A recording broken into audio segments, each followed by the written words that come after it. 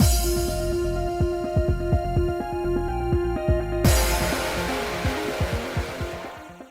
guys, it's Spacey Sims, and we are back with more Chaos Child, and we are just continuing where we left off, and Sarika's going in to talk to Miyashiro to keep him awake, so, curious. Anyway. Oh! The second I came inside, I was sure. This was the room. There was no doubt about it. This was where I would talk to Akui in the visions. It was a cold, white room. A hospital room? Or maybe an operating room? There was a device in the middle of the room, like something you'd see in a science fiction movie. Miyashiro was lying back on a seat in the middle of the device. It looked like something out of a spaceship cockpit. He wasn't asleep, but the drugs made him look really tired. He looked really angry. What? Nothing. I told him I'd come to keep him from falling asleep and pull up a chair and sat down. There's chairs in that room? What's that machine? What does it do? Kunasato didn't tell you. I didn't really understand what she'd said.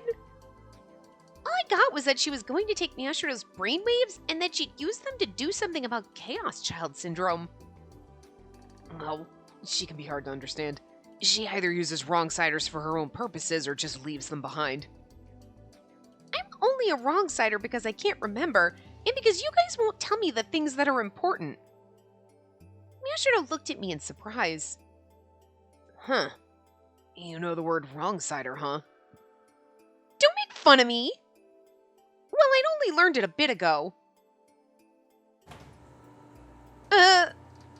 Suddenly the machine started to give off a low moan, and I almost jumped.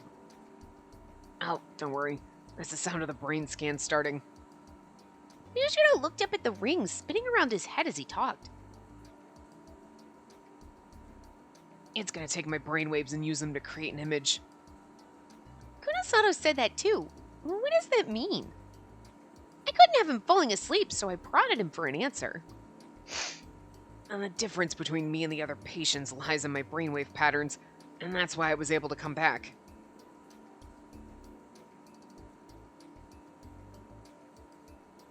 And there's a special image that makes Chaos Child Syndrome patients sick when they see it. Seems like we're exceptionally sensitive to visual information. Well, even a normal person relies on vision for over 80% of the information they gather. That gave Kunasato, and I the hint that we needed. All we had to do was create an image that would cause the others to have the same brainwave pattern as I do. We could use that image to alter all their brainwaves and pull them back to reality. His voice was getting softer. I needed to keep him talking about something. It didn't matter what. Can you really do that? What kind of image is it? We can. We've got the data and the software together. That's why we've been searching. I think each person will see it differently, but it'll be a symmetrical image. What it turns out to be, we'll have to wait and find out, I guess. If you've got these, special brainwaves, then how did you get the syndrome in the first place? Doesn't make sense. At first, I didn't. It was only after I got the syndrome. But why? Well, all the Chaos Child Syndrome patients saw something nightmarish during the Shibuya earthquake, and they didn't believe what they saw. And they refused to believe it was real. They thought that it couldn't actually be happening to them. And then there was the white light. White light? And those people who were underground who were undergoing exceptionally strong stress and shock became psychics. Okay, so that's all still true. You just never know where this game is going. Like, oh, no, we just imagine that we have these magic weapons, that we're psychics and all this shit. And it's like, no, okay, so that's still true. All right. Escaping into their delusions wasn't enough for them. They tried to alter reality itself to escape the pain. And that's how they got their powers. Powers? Wait, what was he talking about? And I was the biggest coward of them all. Reality was just so painful that I took the girl who was always by my side and... Oh, he's angry. Suddenly Suddenly, Miyashiro leapt up from his seat. He had a terrible look on his face. Kunisada's so gonna get mad. What's wrong? He seemed to be astonished at what he'd almost said. I'm sorry, it's nothing. He whispered and sank back down in his seat. I'm surprised Kunisada didn't yell at him like, what the fuck? Because he got up. Don't scare me like that. I'm sorry. Just like Kunisada had said, the medicine was already starting to wear off. I picked up the chair that I'd knocked over and sat down, this time a little further away. He didn't seem dangerous, but just in case. And? Huh? Keep going. Who was always by your side? I could feel a sudden tension emanating from him as he stared at the ceiling. He pressed his lips together in thought. There was a silence for a while, one that threatened to burst if I pressed him for an answer.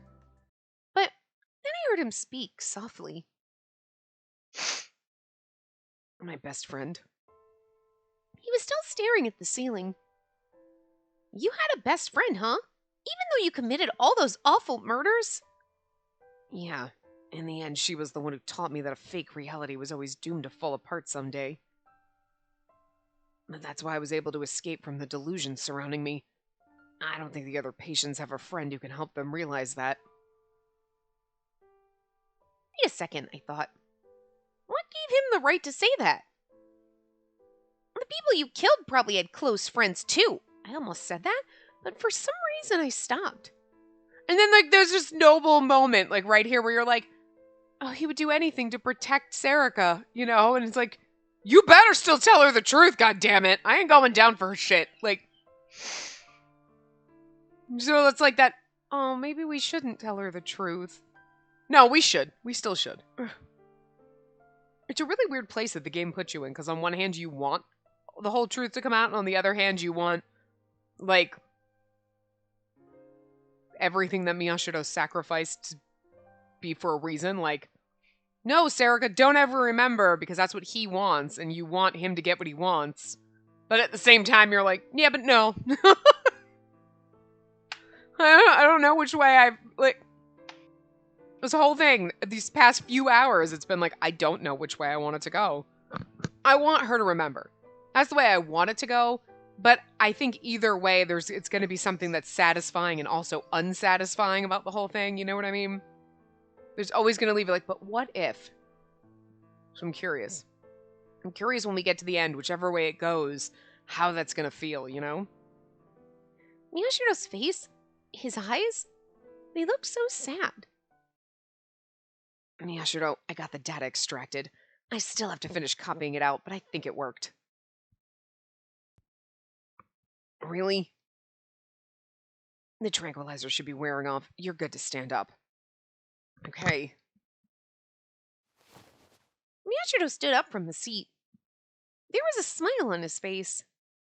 Wait! I called out to him as he went to leave the room. There was something else I desperately needed to know. Was your best friend another Chaos Child? What are they doing now? Miyashiro slowly turned to look at me.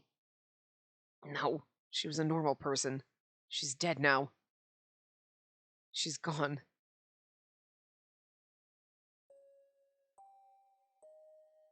This is it? I waited about half an hour before Kunisado pulled an image up on the screen. Just like Miyashiro said, it was symmetrical. Different people might see it differently, but I couldn't imagine anyone would describe it as anything but elaborate scribbles. Is this really enough to cure the disease? We'll have to find out. The problem is how we do it. Yeah, there's still a group of people trying to continue the research like Sakuma did. If we try to spread the image, they'll probably get in our way. We need to find a way to get past their interference and spread the image to as many people as possible at the same time. But we'll need to camouflage it. Kunisado sank back into her chair. And she started to type again at an unbelievable speed. show it to them at the same time. You mean the patients? Yeah, Miyashiro nodded. Of course. Can't show it to them all, but we need to get it to as many people as possible. Why? Otherwise, the delusion synchro they share with the others might draw them back in. And they might stay in the delusion that they're the same as other people. Stay in the delusion that they're the same as other people, sorry. I remembered my conversation with Kunasato. I'd said that they were having a dream that showed them what they wanted to see. I think it's supposed to be she. I don't think we are the ones who said that, but I don't remember. It's a bit of a rush job, but this'll do. I could see a strange image that looked like white noise on the screen. I kept staring at it, but I couldn't see the image from before. What's this? Miyashiro seemed to be as confused as I was. Kunasato took something out of her pocket and pointed it at the monitor. It made a cute noise.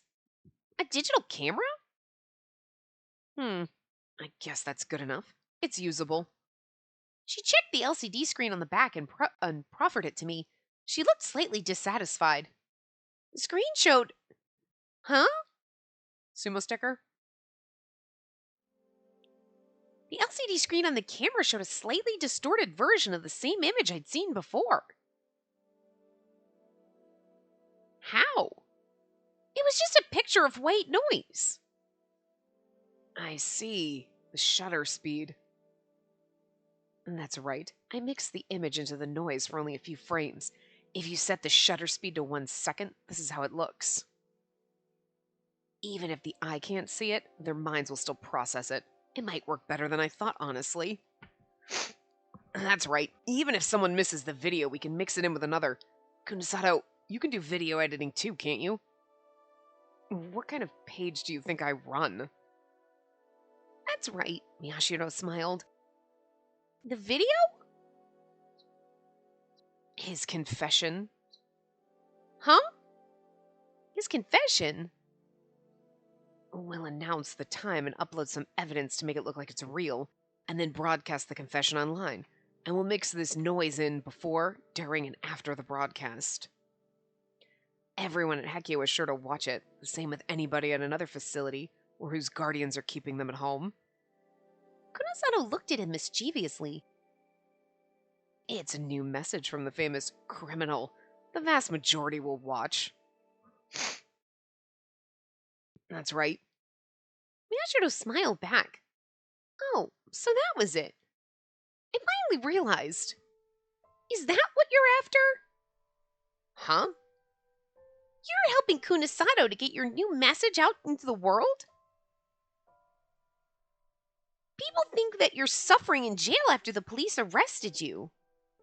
But you're walking around outside without a care in the world. You want to let everyone know that you're not suffering like they think you are. Am I wrong? He was a horrible killer. I had to be right. I put as much rudeness and sarcasm as I could muster into my words. I really want her to get her comeuppance.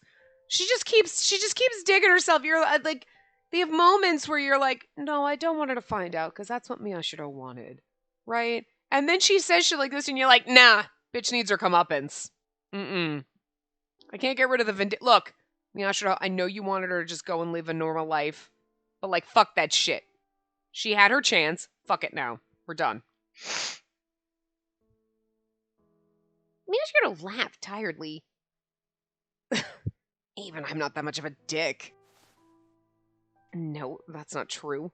The old you might have done that. I don't want to hear that from you, Kunasato. And anyway... But just before he could finish his sentence... Hey! Didn't anyone ever tell you not to steal? I'm assuming it's Wakui. There was suddenly a voice behind us. Miyashiro tensed in the direction of the voice. Kunasato stood up and glared. What? Didn't they tell? We told... What did you do to Shinjo? No, you can't hurt our other dad! I was the only one who was too off guard to react. I turned my head back over my shoulder. Yep. Okay. And there was a man standing there. I'd seen him before. How?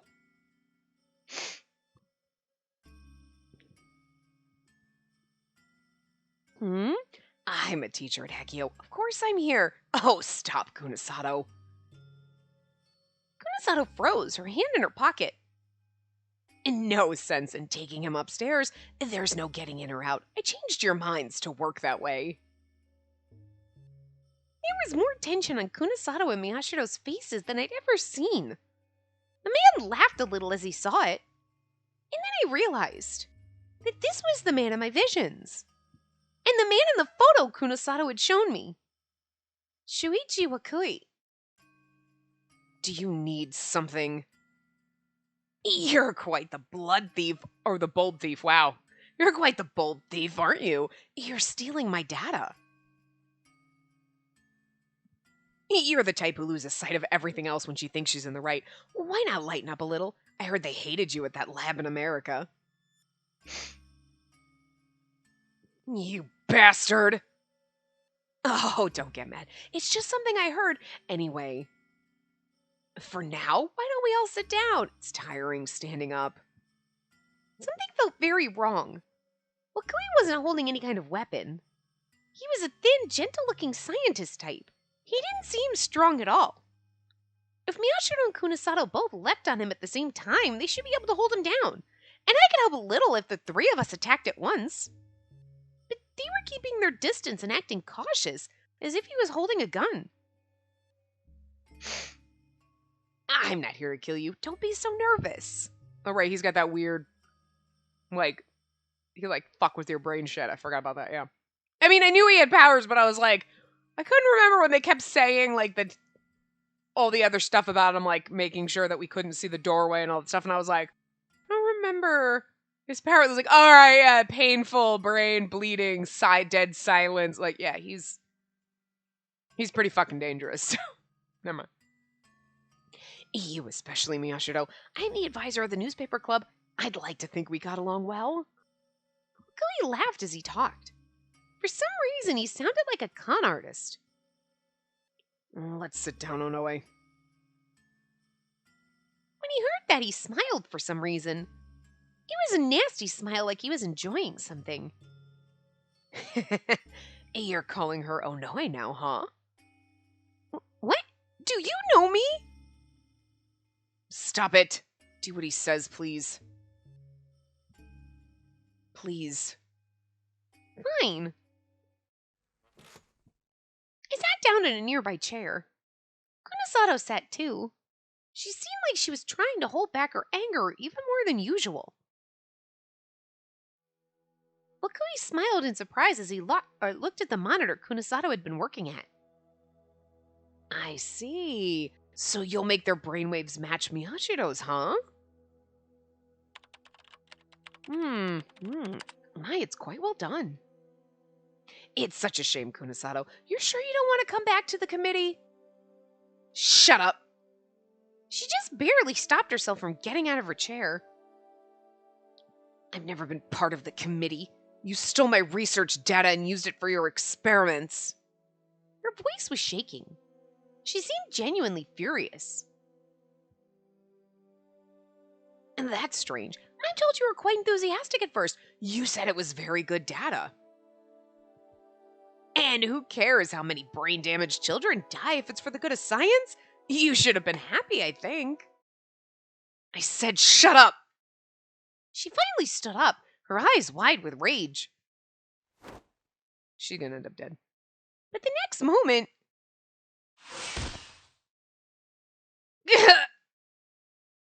Huh? Kunasato! She was suddenly slammed back into the wall. It was as if she was thrown by some invisible force. What was that? I suddenly felt a sharp pain in my temples. My hands shot up to my head. It was the same pain as when I passed out after first coming here. My fingers tensed up and my nails dug into my forehead. Kunasato, don't you think it's about time you admitted it? No matter what you do, you won't be able to damage the committee. You took the data from America and vanished and then showed up here as a scientist. Of course, I'm sure your intent was to look for us, but if you didn't even notice me when I was walking the halls in broad daylight, you're never gonna get anywhere. As the pain blurred my vision, I heard the sound of gritting teeth. Kunasato was looking at Wakui with an incredible fury. Oh, I'm sorry. I wasn't making fun of you. I actually have a very high regard for you. This image, for example, is quite well made.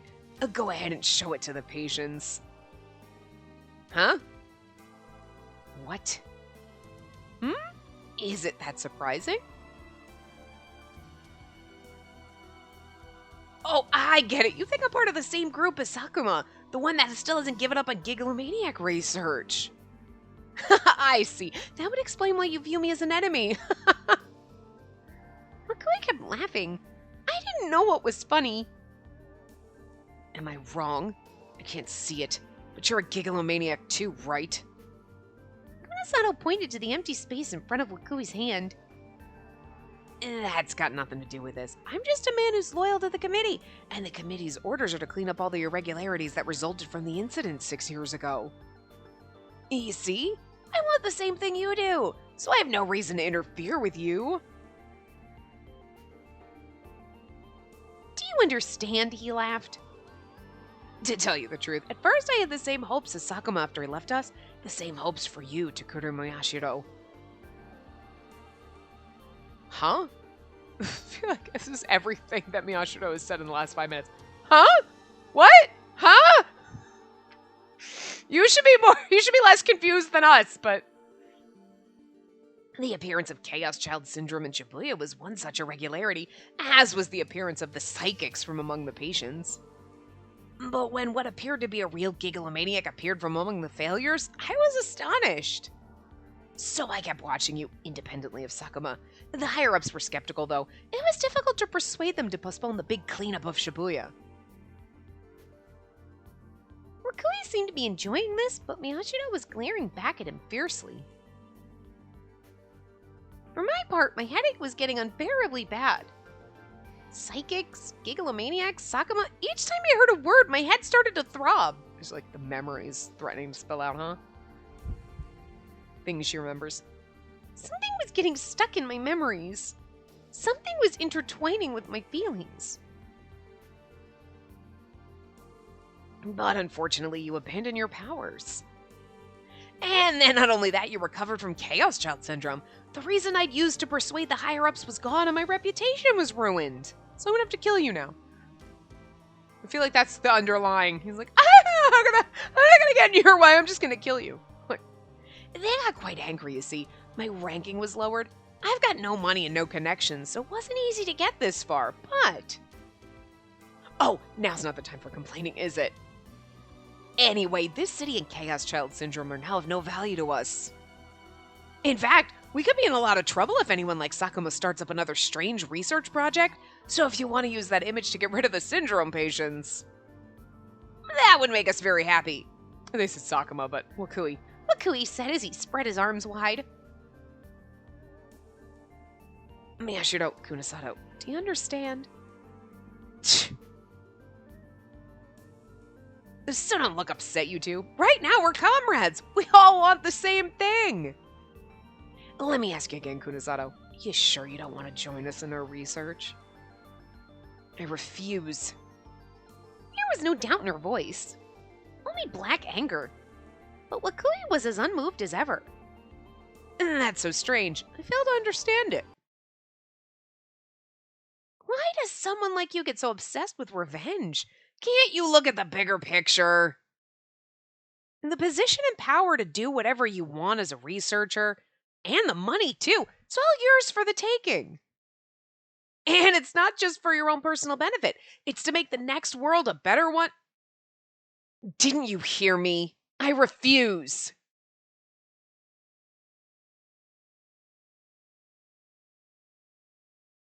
Come on, Kunasato. Didn't you hear me? We're comrades. You, especially, have been very sternly told not to kill. The look Kuna's eyes changed for a moment.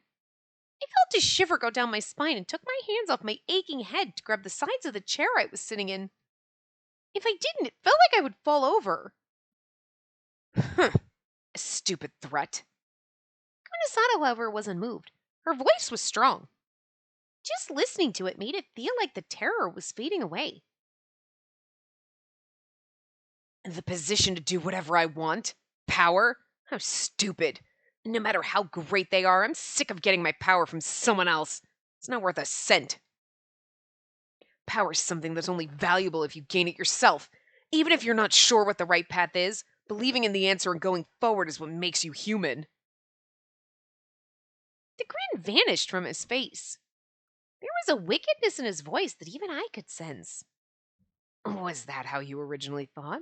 Or were you influenced by someone? Oh, she looked sad for a second.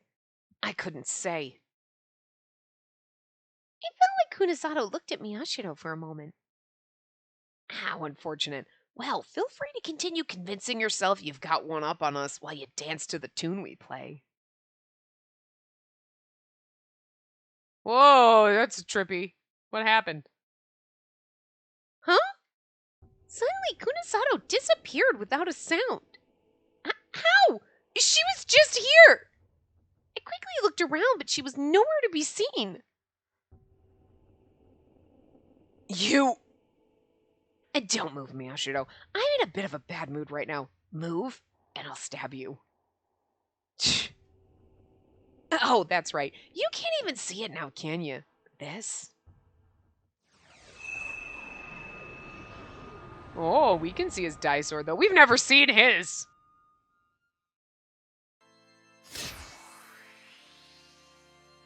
What? There was something creepy wrapped around Wakui's hand. I mean, he didn't have his dice sword out in the one ending. Because we fought him in Kazuki's path, but I don't remember his dice sword at all. Like, this feels new to me, but maybe he didn't have it out in that. I don't remember him doing that, like, all the times he killed. At least not like this. It seemed different. Anyway. It was like a huge pair of scissors. Or no, like a creature with thorn-covered tentacles bearing its fangs at us. And it appeared from nowhere at the same way that Kunasato had vanished. He's just so nonchalant. The look on his face is the most disturbing part of this. Sheesh. I don't understand you either. How could you throw away your power? You, I'm told, it's okay to kill. So listen carefully. Miyashiro seemed to be judging his distance from Wakui. His legs were shaking a little, but he didn't take a single step back. I felt like I was going crazy from the headaches and all the strange things that were happening. I told you I've been watching you for a long time, didn't I? That was actually because I thought there was another interesting experiment I could do. You like urban legends, so you must have heard the One World Order. A unified world government? That's right. Watching you, I thought that perhaps Shibuya could be a test ground for that. The aging process caused by Chaos Child Syndrome is actually just a byproduct of brain activity. The more interesting facet is the fact that the patients don't notice it. During the earthquake, the people struck by the light created an escape from reality as a source of relief from the stress. They started to live in a different world and created for themselves an ideal Shibuya via delusional synchro. And that's a miniaturized version of the One World Order I envision.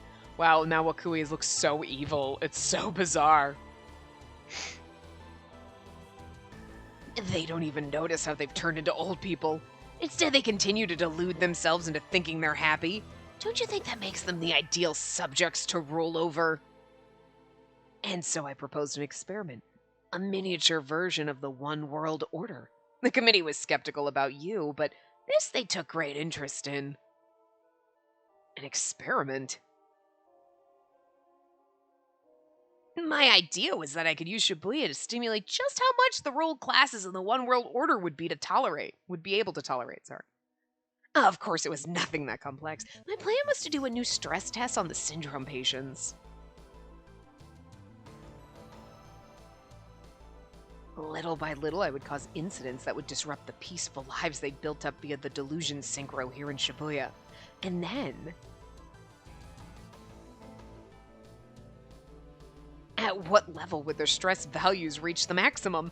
And when they did, would they create a new delusion to restore their peaceful lives? In the case of the One World Order, it would amount to the following. How much stress can the ruled classes take from the ruling classes in the form of oppression and exploitation? Conversely, what level of stress will cause them to reach their limits? And when they do reach their limits, will they rebel against the ruling classes to try and take back their happiness? I feel like this happens often in history, and it wouldn't be that hard to just look back at certain events where you're like, the peasants are uprising against the king! And figure that shit out. I'm just saying. But, let's do experiments now on people instead of just, researching history and just saying that, theoretically, how far can you push the peasantry before they stab the king? I feel like there's a lot of instances in history of this. I'm just saying, but... Well, anyway, that was my experiment. But sometimes psychopaths will just keep sure, that sounds fun! Anyway. When I went to actually start it, I found there was nothing for me to do. The return of the new generation madness had Shibuya in an uproar. All the killings your friend carried out were quite different than what I'd imagined, but they were still quite effective. Huh? Oh, that's us. Huh. Oh god, forgot we were Serka. Huh? Miyashiro's friend did the killings? What was he talking about? Miyashiro was the killer, right? Here comes the truth. I could see that Miyashiro's legs had stopped shaking. He stood tall, even in the face of that terrifying weapon. For a moment, I was entranced by the sight. And the patients were excited and overjoyed to see someone in a worse state than they were, be that person a murder victim or an escaping killer. And this was despite all the disturbance to their peaceful Shibuya, mind you. There wasn't a single crack in the synchronization, and I understood why. This matched my theories of the One World Order. If you want to keep the subject class from having the courage to rebel, you give them an even lower class of humans as bait. If you do that, they won't even notice that they're being ruled. They'll make the lower class suffer for the fun of it, and sometimes they'll even say that what they're doing is right. They'll be satisfied, happy. And as long as they're doing that, the real ruling class is safe. Really, you have no idea how easy it is to control people. Well, anyway, I was able to show the committee some good results. But then... Wakui came toward me, a terrifying look on his face. I tried to take a step back without thinking. Miyashiro grabbed me by the arm. Huh? Stay close to me.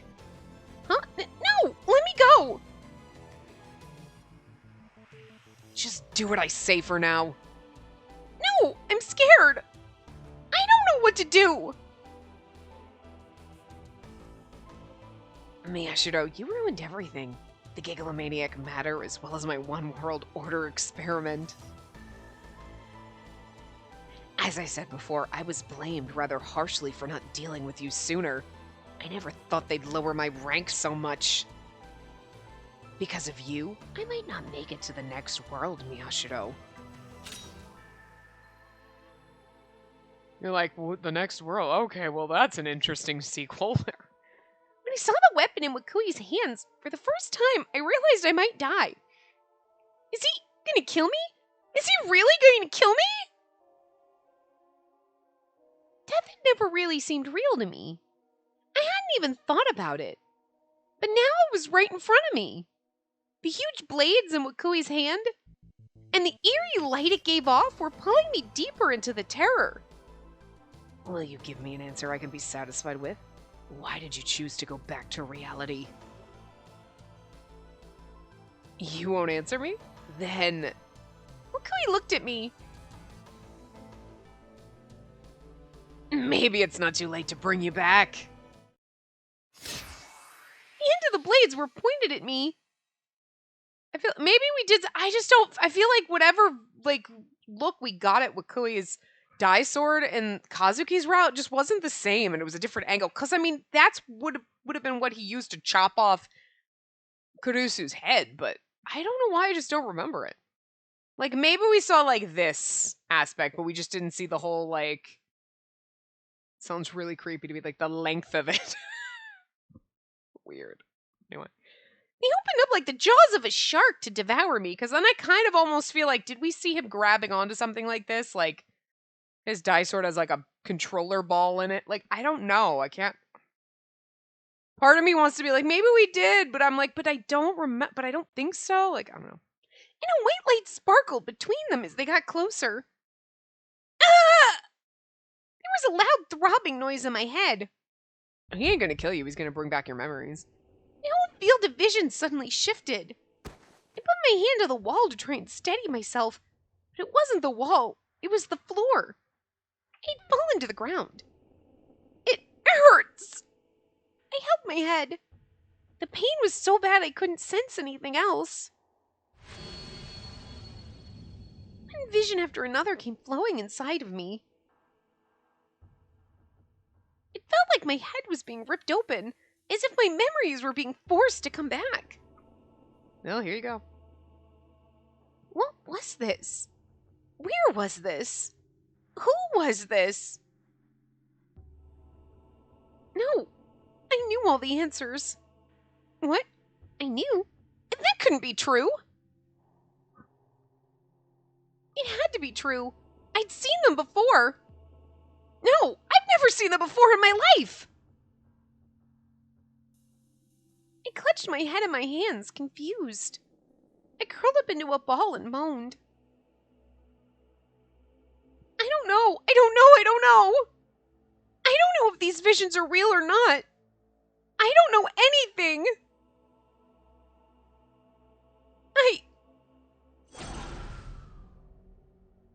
Stop it. Ugh. I saw Miyashiro try to stand between me and Wakui and get slammed backwards. He was smashed into the floor hard. Okay, but like we're still like, we have not answered the most important questions. Well, now there's two most important questions. One, the most important question pertinent to the moment is, what the fuck did you do to Shinjo? Was he dead? Did you disappear him? Like you did to Kunasato? Like, we know she got disappeared. We don't know where she disappeared to, but like, what did you do to Shinjo? Just eating away at me. And below that is, seriously, like, what the fuck's the deal with Ito still? It's just the unanswered questions, anyway. He was smashed to the floor, hard. And don't get in my way, please. You can't do anything. It's too late for regrets. If you hadn't abandoned your gigalomaniac power, you might have been able to kill me. Miyashiro, why? Why was he trying to save me? Oh no, wait. Are you okay? Yeah? For a moment I couldn't speak, but I looked at him and nodded. When I saw him calling me Onoe, it felt like it overlapped with a memory that made me want to cry. What's this? Wakui was frowning at Miyashiro as he held the huge blade in his hand. She's tougher than I thought. If you had the power to do this, then why? Because it was the one thing I could do to atone for her. At some point, I'd forgotten the pain in my head. I couldn't take my eyes off Miyashiro. Together, nothing would change. Apart, both she and I would stop making mistakes. Otherwise, we'd do it again. Why not do it again? What's wrong with that? Miyashiro was crawling on the ground, but he looked up at his enemy with eyes that would never give in to anyone. A man can't spend his life clinging to the girl he loves. We have been in love with so many different people. I mean, I understand, like, are you trying to say, like, love? See, it's weird sometimes, like, we do love her and care about her and we created her, but it's also, again, a little weird. Like, are you in love with her? Is that what you mean? Sometimes really weird when the game says this, because I'm like, I'm not sure what you mean by that. You know what I mean? Because when Kurusu died, he made that comment, like, you killed the girl I loved. And you're like, when did you, what the fuck?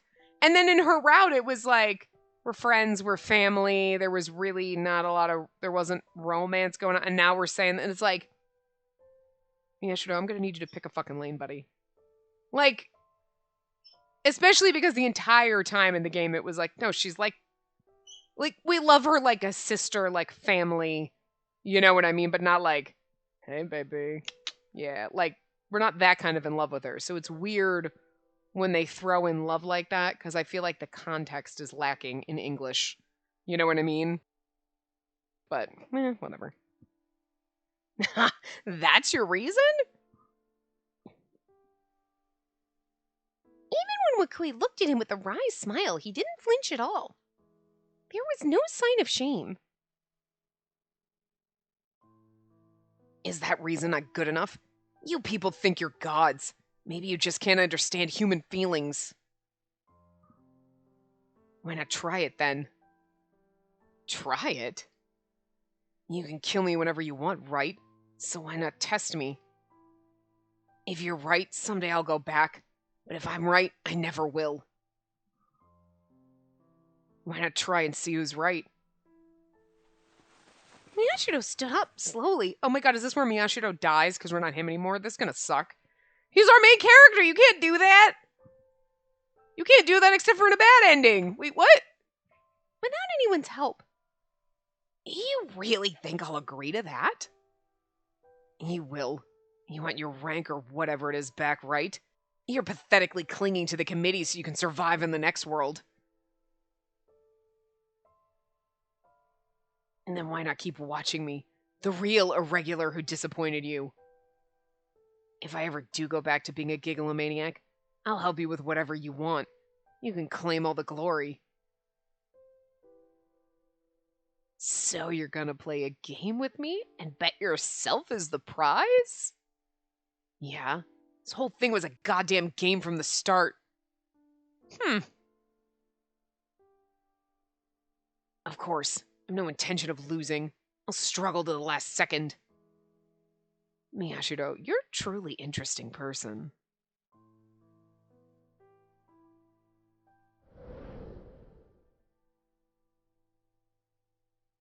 Suddenly, Wakui vanished, leaving behind only the eerie light of his blade seared into her eyes. Like, what the fuck just happened? Very well. I accept your game. Let's start right now then, Miyashiro. I heard a voice from somewhere. It was like it was coming from directly within my head. And then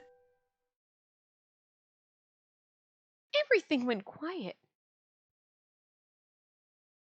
Hey, Miyashiro.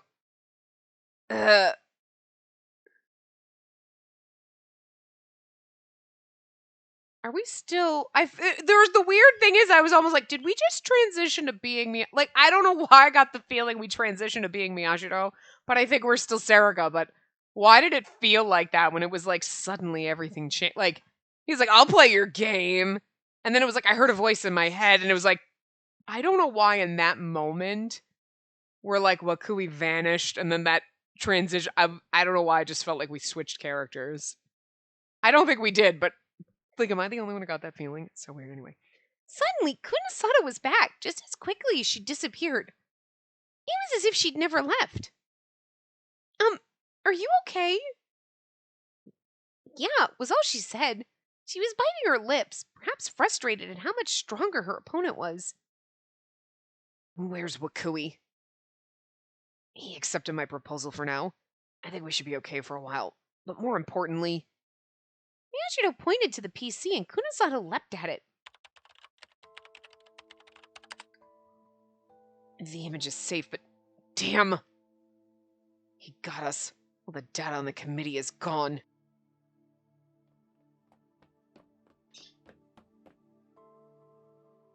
Hey, now we know where Shinjo went. Okay, look, it was important. You can't hurt Shinjo, okay? Like, look, I don't want Miyashiro to die or anything, but like, you can't fucking hurt Shinjo. Leave the man alone. He's been through enough shit, okay?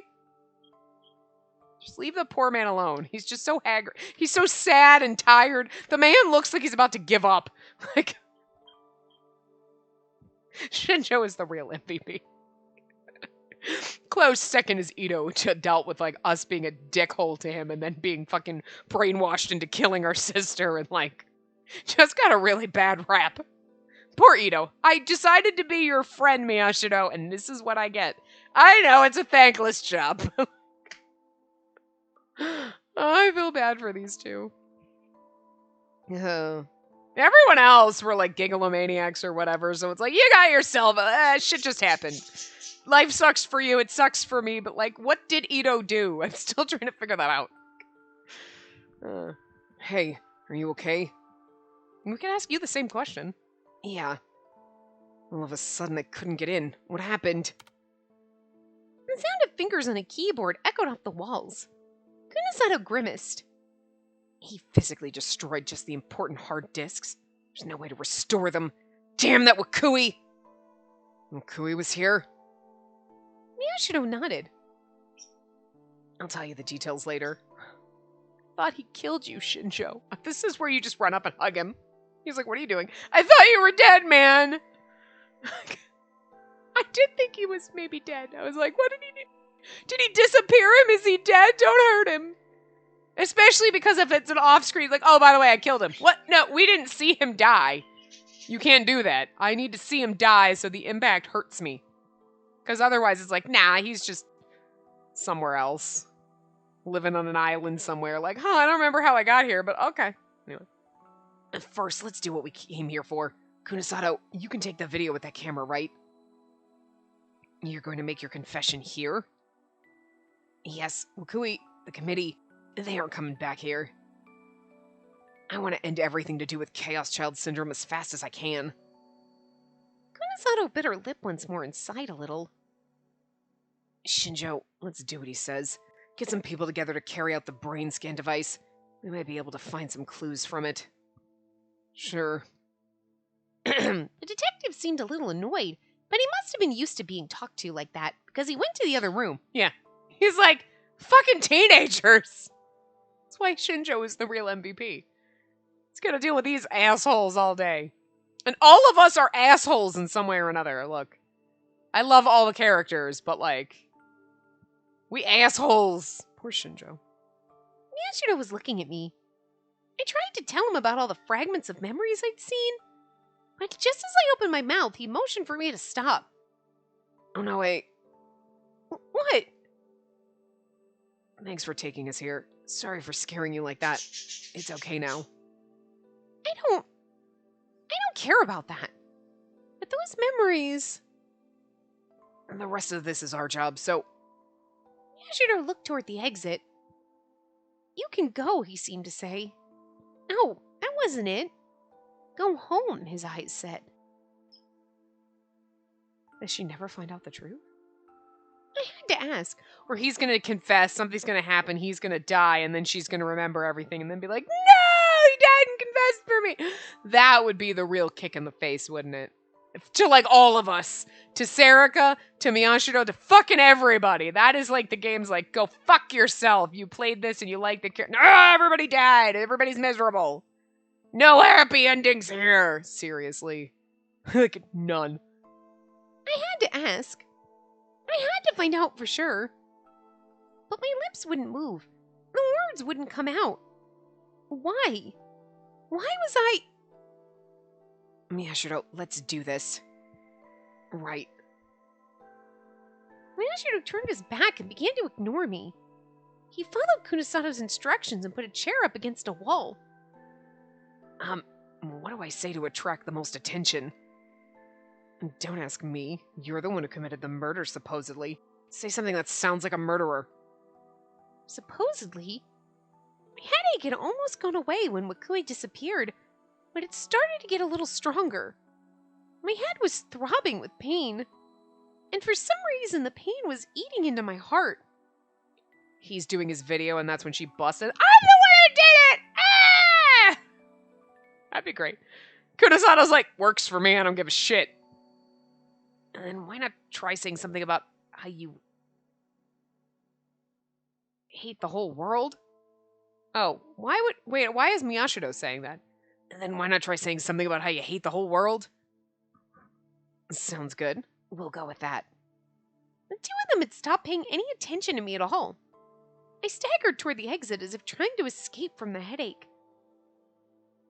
I turned back before I went up the stairs, but no one was looking at me. Miyashiro wasn't looking at me either.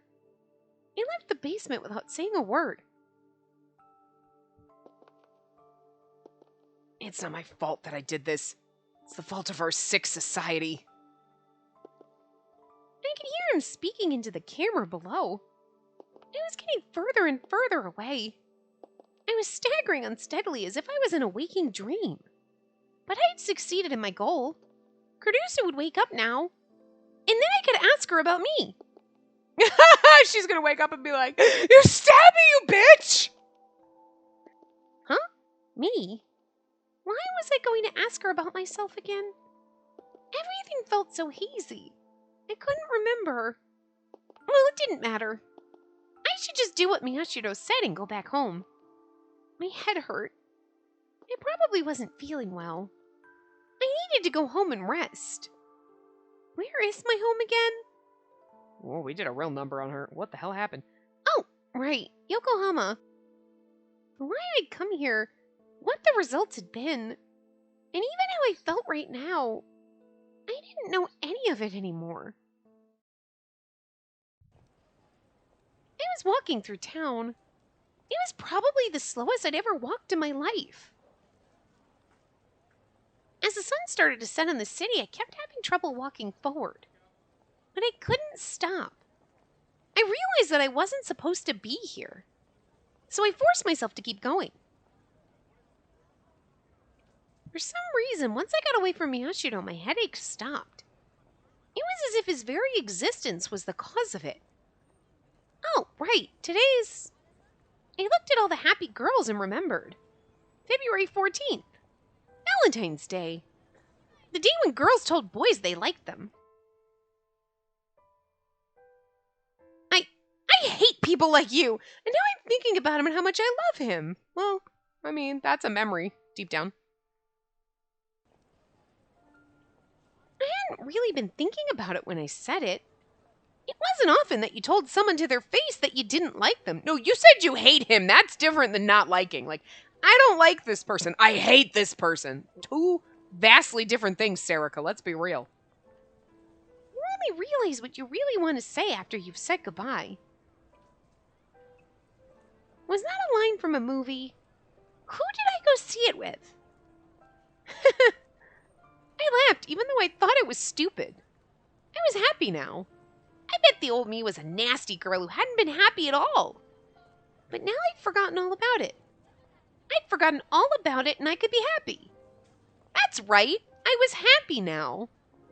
That was why I had to laugh. Hey, Serica, where are you going? I asked myself, but I didn't answer. I just kept walking. I was walking in a crowd full of people. As I walked, I stopped being able to figure out how much of the world was real. All the nightmarish things that had just happened, all those people were walking without knowing anything about them. Which world was real? It had to be this one. The big TVs were playing wonderful music, and there was a delicious smell coming from the crepe stand.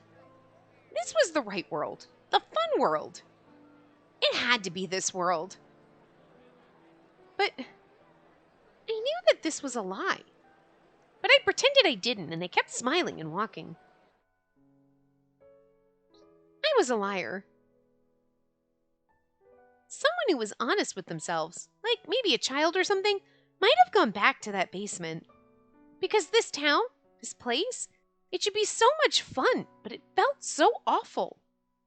I couldn't find the place where I belonged. But I couldn't go back to that basement. I wasn't a kid anymore. Not anymore. I was a lying grown-up. Suddenly, a scene from the nightmare came back.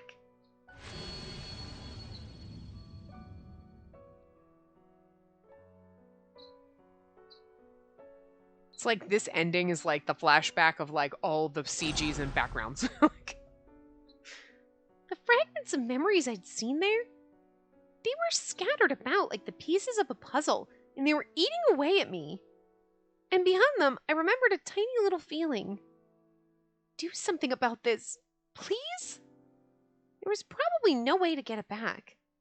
I realized that no matter who I asked, it was the one thing they'd never tell me. The memories and the feeling kept spinning about inside me.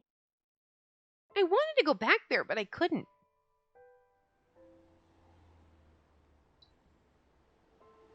I kept walking with nowhere to go. And eventually I found myself in front of a building near the station. It had been 30 minutes since the sun set.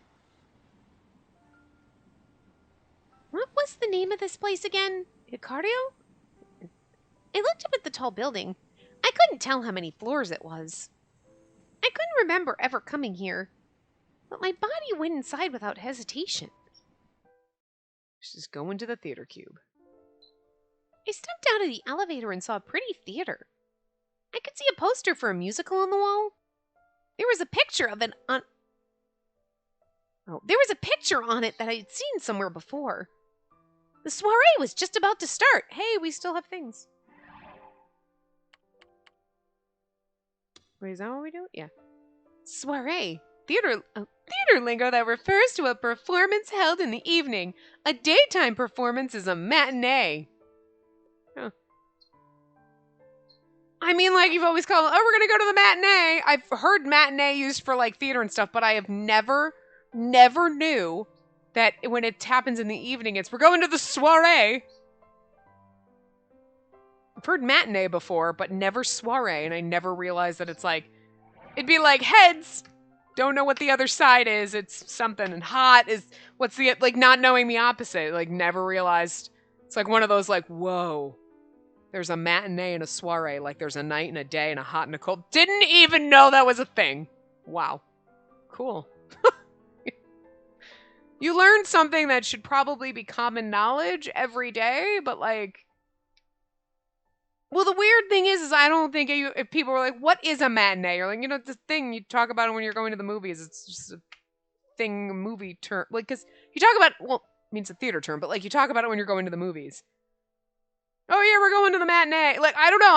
I always heard it even as a child, like, thrown around and used. We'd say it sometimes, like, and that's always what you said. But then again, if I think about it now and I put the piece together, it's like, well, we were always going in the afternoons, you know, because it'd be like you're a kid and your parents are dropping off at the movies to go see the matinee with your friends, right? But, like, never have it been like, oh, we're going on a date. We're going to go to a soiree. Like, I always thought of like a soiree as more like a party, not a nightly theater performance. I don't know. Look, this is tripping me out, okay? Anyway. I stood in line to buy a ticket. Luckily, there was a seat open near the front of the house. I bought my ticket and buried myself in the waves of people going into the theater. This place is... what? Something was strange. I thought I'd never been here before, but it was familiar. I'd come here before. I walked up the stairs through the crowd and opened the door to the theater.